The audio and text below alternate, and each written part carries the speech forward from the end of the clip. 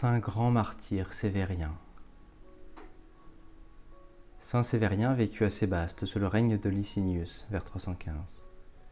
Il était sénateur et conseiller de l'empereur. Il s'était acquis une brillante réputation par sa vertu et sa foi dans le Christ.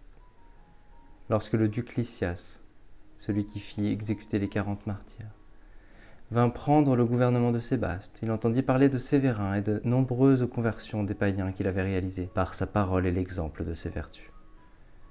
Alors que le duc l'avait envoyé chercher pour l'interroger, il devança les soldats et se présenta de lui-même devant le tribunal. Lysias resta stupéfait de la fermeté du saint et de sa patience inébranlable dans les tortures qu'il lui fit subir. Alors qu'on le traînait jusqu'au milieu de la ville, couvert de plaies, pour le jeter en prison, il continuait d'exhorter la foule qui le suivait à être fidèle au Christ et à persévérer dans le bien.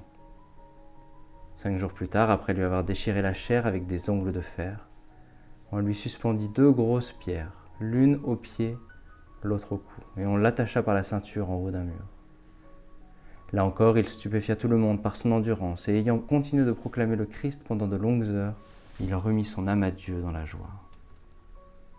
Comme on emmenait la dépouille du saint pour l'enterrer, les habitants de Sébaste sortirent à sa rencontre, avec parmi eux la femme d'un des serviteurs de Sévérien qui venait de mourir.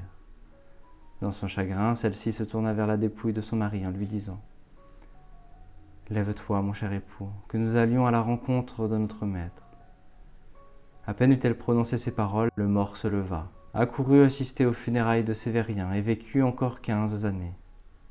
Longtemps après, alors que l'on avait oublié où se trouvait la tombe de Sévérien, un aigle apparut un jour dans le ciel, portant entre ses serres une couronne tressée de fleurs variées.